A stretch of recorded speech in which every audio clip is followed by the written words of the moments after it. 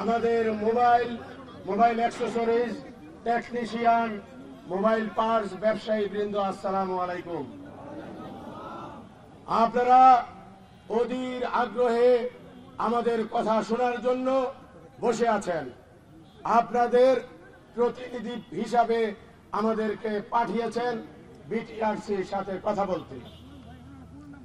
আমরা দীর্ঘক্ষণ আলোচনা করে আমরা একটা পর্যায়ে পৌঁছেছি।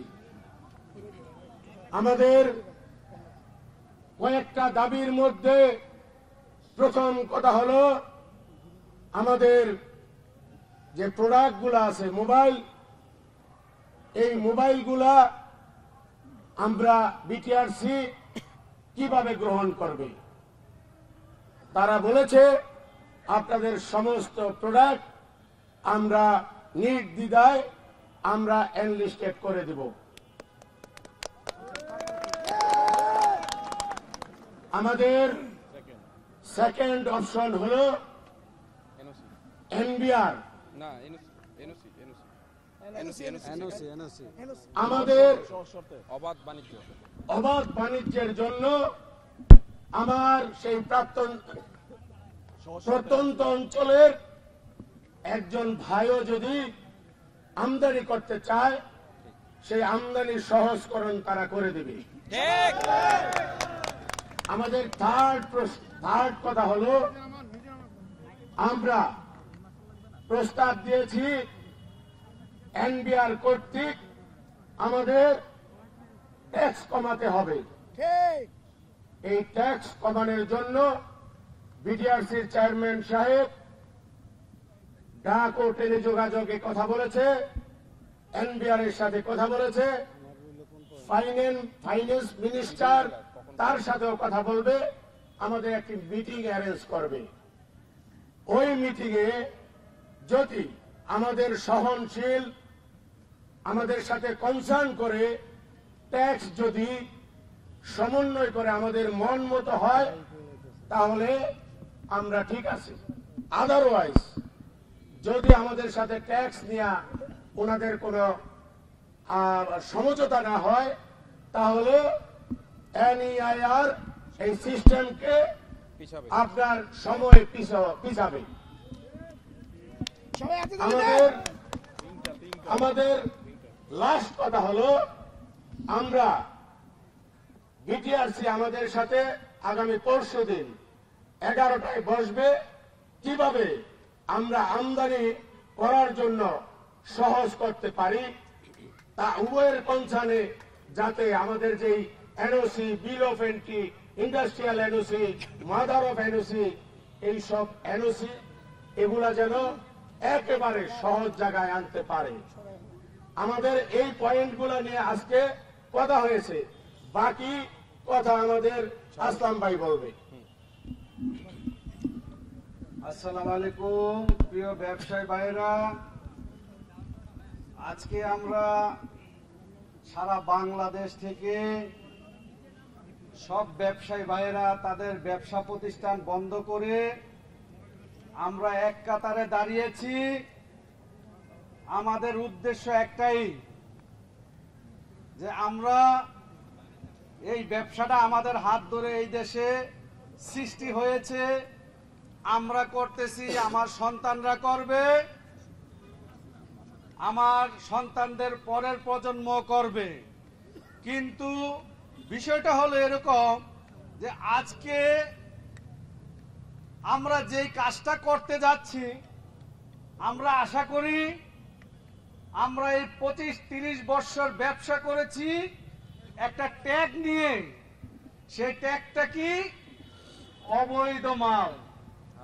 কি অবৈধ ব্যবসায়?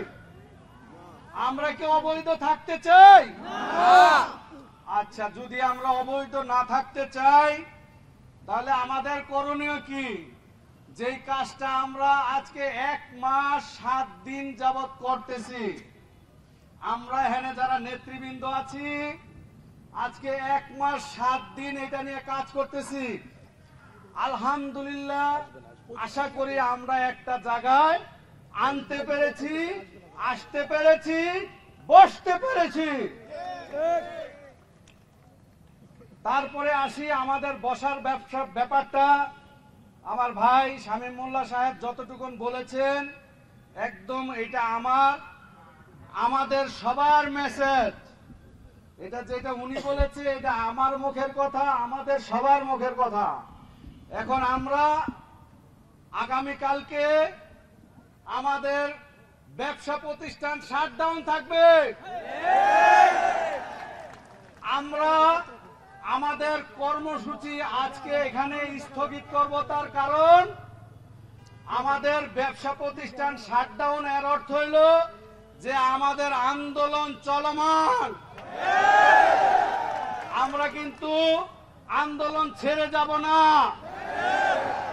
ব্যবসা প্রতিষ্ঠান বন্ধ রেখে যেহেতু আগামী পরশুদিন সকালবেলা আমরা এনবিআর, বিটিআরসি, বাণিজ্য মন্ত্রণালয় এবং এর যে উপদেষ্টা মহোদয় উনি সহ আমরা আগামী পরশুদিন মিটিং করব ঠিক এই জায়গায়। এই জায়গায় আমরা মিটিং করব। মিটিং এ যদি কোনো ফলপ্রসূ কোনো রেজাল্ট না আসে তখন আমরা যারা নেতৃবৃন্দ আছি, আমরা আপনাদের যারা ভাই অভিভাবক আছি, আমরা আবার সিদ্ধান্ত নেব, এই থেকে কঠোরতম কঠোর আন্দোলনের ঘোষণা দেব।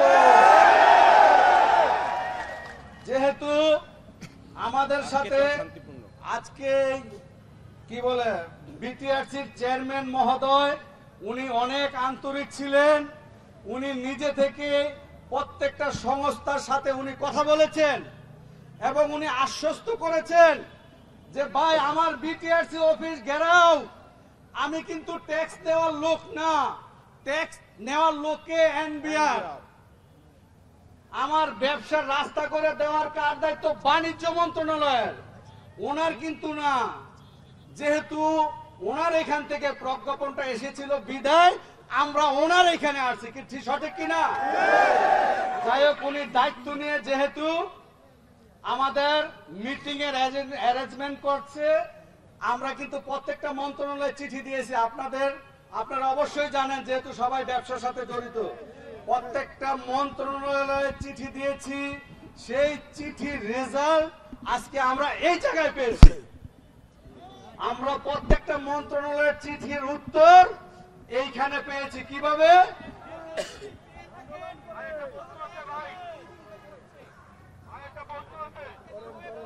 আমি বলি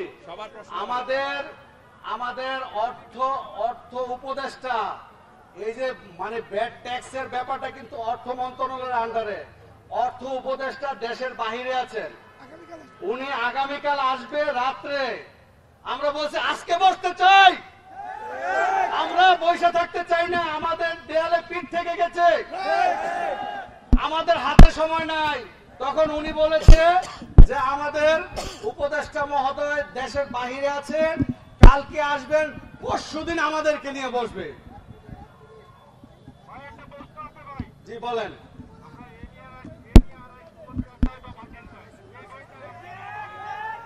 এই থামেন কথা বলতে দেন।